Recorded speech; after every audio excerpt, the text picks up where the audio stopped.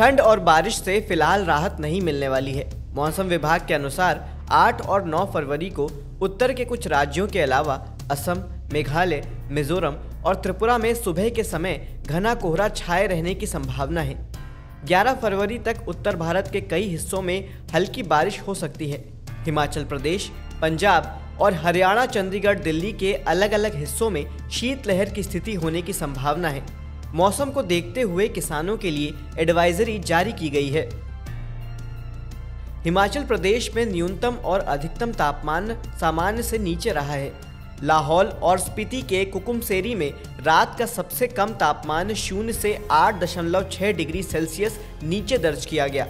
वहीं बर्फबारी और बारिश ने किसानों और बागवानों को भी खुश कर दिया है, क्योंकि बर्फ को सेब के लिए सफेद खाद माना जाता है। उत्तर प्रदेश के नोएडा और ग्रेटर नोएडा में किसानों के बड़े विरोध प्रदर्शन को देखते हुए गौतम बुद्ध नगर पुलिस प्रशासन ने 7 से 8 फरवरी को जिले में धारा 144 लागू किया है। पुलिस ने एक ट्रैफिक एडवाइजरी भी जारी की है। नोएडा और ग्रेटर नोएडा में किसान स्थानीय विकास प्राधिकरणों द्वारा अधिग्रहित अपनी भूमि के बदले बढ़े हुए मुआवजे और विकसित जमीन की मांग को लेकर विरोध प्रदर्शन कर रहे हैं। झारखंड में किसान मोटे अनाज की तरफ अब रुख कर रहे हैं। कुछ किसानों ने मिलाइफ के नाम से एक स्टार्टअप शुरू किया है। इसके जरिए झारखंड में मिलेट को लेकर एक नई संभावना दिखाई दे रही है। झारखंड में पठारी जमीन है, सिंचाई की सुविधा नहीं है। ऐसे में मोटे अनाज की खेती झारखंड के लिए बेहतर मानी जा रही है। मोटे अनाज की खेती को बढ़ावा देने के तहत 15 से 20 हजार महिला किसानों को खेती से जोड़ा जा रहा है और मुफ्त बीज बांटे जाएंगे।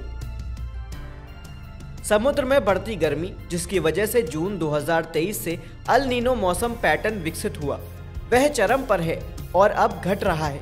2 वैश्विक मौसम एजेंसियों की माने तो अल नीनो अब खत्म होने वाला है। ऑस्ट्रेलिया और अमेरिका की एजेंसी की तरफ से अल नीनो के बारे में अहम जानकारी दी गई है।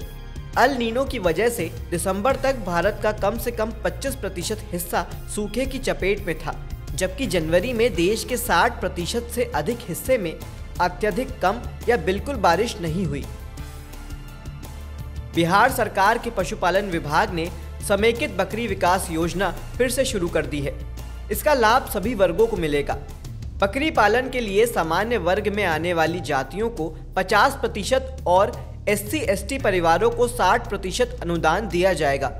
पशु एवं मत्स्य संसाधन विभाग ने इसके लिए 5,22,85,000 रुपए का फंड तय किया है। उन्नत नस्ल के बकरे की औसत कीमत 15,000 रुपए है। इसके लिए सामान्य वर्ग को 1,21,000 रुपए और SC/ST को 1,45,000 रुपए का अनुदान मिलेगा। कृषि वैज्ञानिकों ने कहा कि बदले मौसम में अमरूद में कीट लगने की संभावना बढ़ सकती है।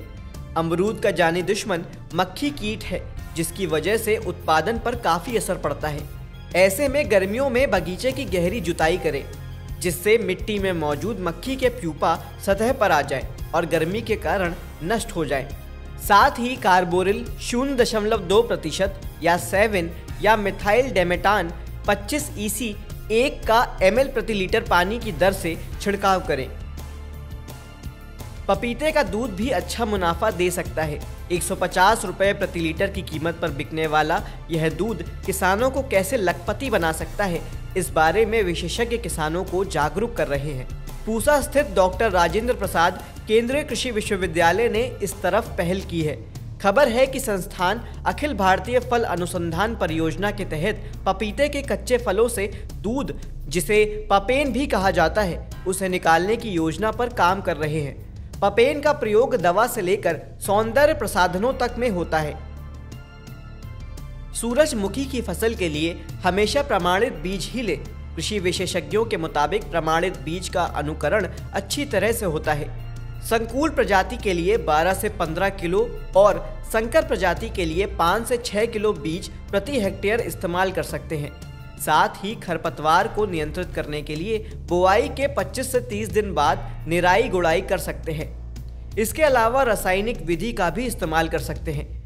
इसके लिए पेंडीमेथिलीन 30 EC की 3.3 लीटर की मात्रा 800 लीटर पानी में मिलाकर प्रति हेक्टेयर 72 घंटे के अंदर खेत में छिड़काव कर सकते हैं।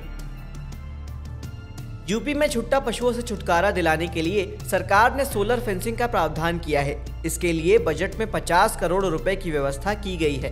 किसानों के लिए सबसे बड़ी समस्या इन दिनों छुट्टा पशु बने हुए हैं। रबी सीजन में किसानों को छुट्टा पशुओं से अपनी फसल को बचाना मुश्किल हो रहा है। किसानों द्वारा बड़े पैमाने पर गेहूं, सरसों, चना, मटर और मसूर की फसल लगाई गई है। गेहूं की फसल 2 महीने की हो चुकी है। ऐसे में फसल की रक्षा करना भी जरूरी हो गया है।